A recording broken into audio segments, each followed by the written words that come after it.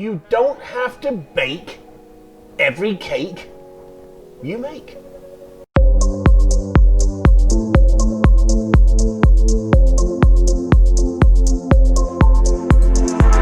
It's cold, it's rainy, and it's windy tonight, and it took me back to being a little boy in Wales, and there was nothing more comforting than a good strong cup of English hot tea with milk and sugar and some kind of treat, some baked or cooked hot treat that was sweet.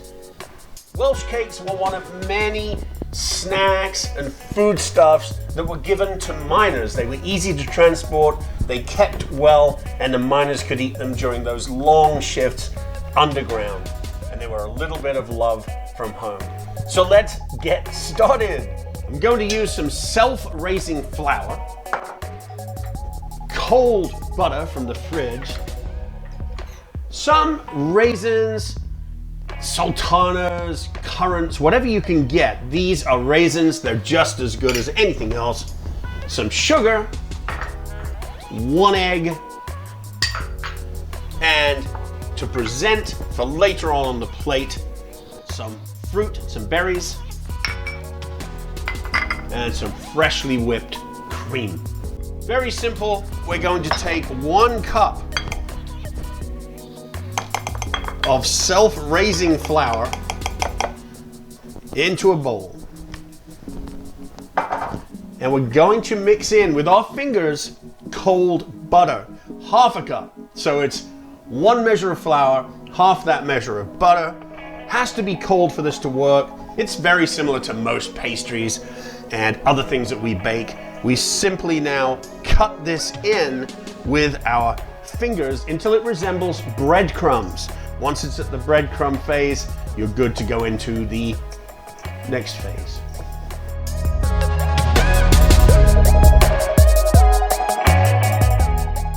So when you've rubbed it enough and all of the butter is incorporated, it should look something like this. Kind of breadcrumby. That's good enough for the next phase. The next phase is we're going to put in about 1/2 cup of sugar. Right there, and mix this together. Make sure it's all incorporated nicely throughout. That's good. And then we're going to beat 1 egg.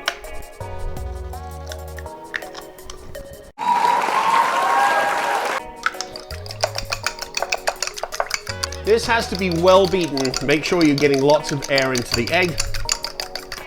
And in it goes. Now, using our fingers, our natural tools, we're just going to incorporate that egg into the flour and butter. This mixture should be kind of dry. We're going to be rolling this, so we want it to be not too sticky. And unlike some pastry mixes or cake mixes, this one, it doesn't really suffer from being overworked. So if you enjoy kneading your dough, have at it. Just keep going until you're satisfied. I think this is possibly just a touch wet, so I'm going to get a little additional flour and just add a little to the top. It's okay.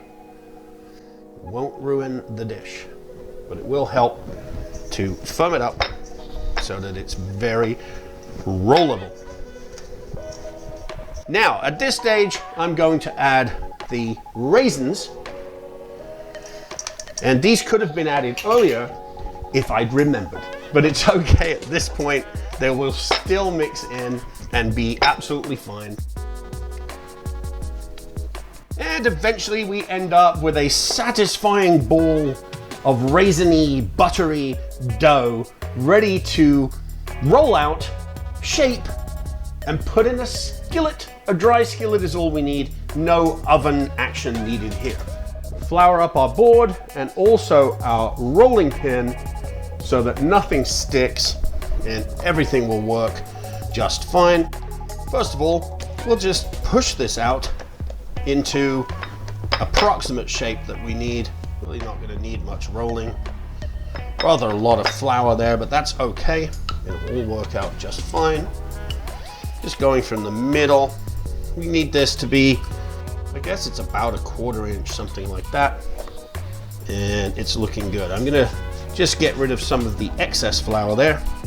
And all that's left to do now is to cut these into rounds, because they're kind of like a biscuit type thing, but it's not gonna rise that much. It just doesn't, but that's how it's supposed to cook.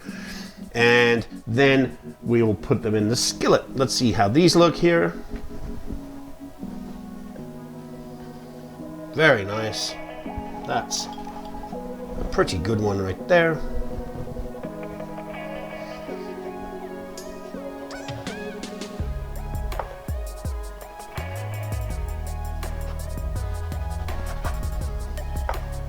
That one just needed a little extra cutting, because this is, after all, the clumsy kitchen.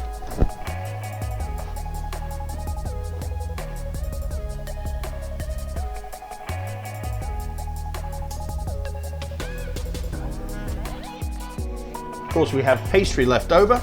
We'll just push this back together,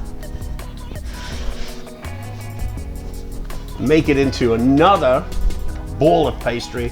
This really does smell so good. It takes me back to those days in Wales when people were baking, cooking sweet treats on those cold nights and putting the kettle on, which I'll be doing too. This is just for 1 cup of flour, and already, what do we have here? 1, 2, 3, 4, 5, 6, and we still have some more dough left. Let's see. Nothing more disappointing than running out of Welsh cake. I suggest you make more than you think you'll need. We're going to take them over to the stove, put the skillet on low, and cook them up. Here we are, cast iron skillet at low, medium.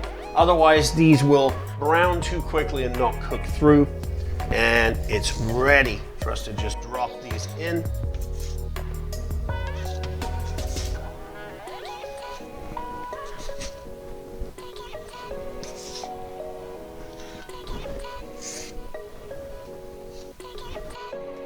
And patiently wait. I just took a sneaky look. They're starting to brown. I don't want them to get too brown, so I get kind of nervous. I'm going to turn these now. We can always turn them again, but they're looking good. These are just about getting to that brown point. We can turn them back over. This pan's not particularly stable in its heat. The one in the middle there is cooked better than the ones on the outside, but this is how a Welsh cake should look. Nice brown exterior and cooked through, nice and cakey on the interior. I have 2 of these that are ready, and hey, when they're ready, we're ready too. So I'm going to just take these 2 fully cooked Welsh cakes out and put them on this plate and push the others into the middle so that they will finish off cooking. But let's go and try these and see how we did.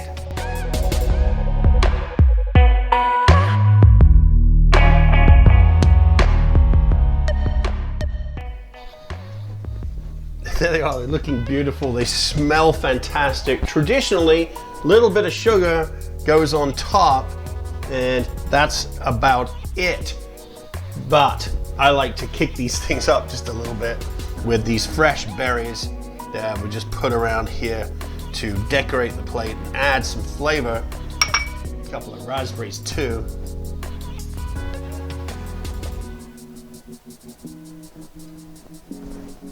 And of course, some freshly whipped cream. Put just a little vanilla in here. I didn't put sugar in because these are quite sweet, and I think the cream just needs to offset some of that sweetness just a little bit. And there you have it. Welsh cakes with no baking, and so easy and so fast and so delicious. You really want to kick these up, put a little butter on the top as well. But let's taste them and see if they're worthy of Welsh cakeness. gonna try just the Welsh cake without the trimmings because this is the traditional. I don't know if the camera can pick up how the center is, but it's beautifully cooked through. It's cakey. It's more dense than a pancake. It's delicious, I think. Let's see.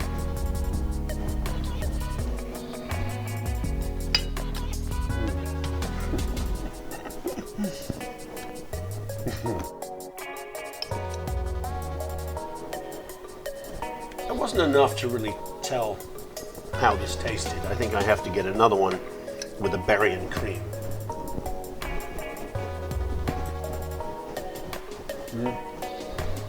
I don't think I can really tell without trying another one with some cream and a different berry.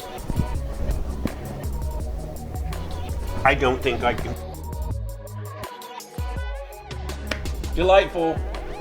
I need to make a cup of tea to have with these, and I don't really care about the rain and the wind now. I feel so warm, so good. These are delicious. Please give them a try. They're so easy to make.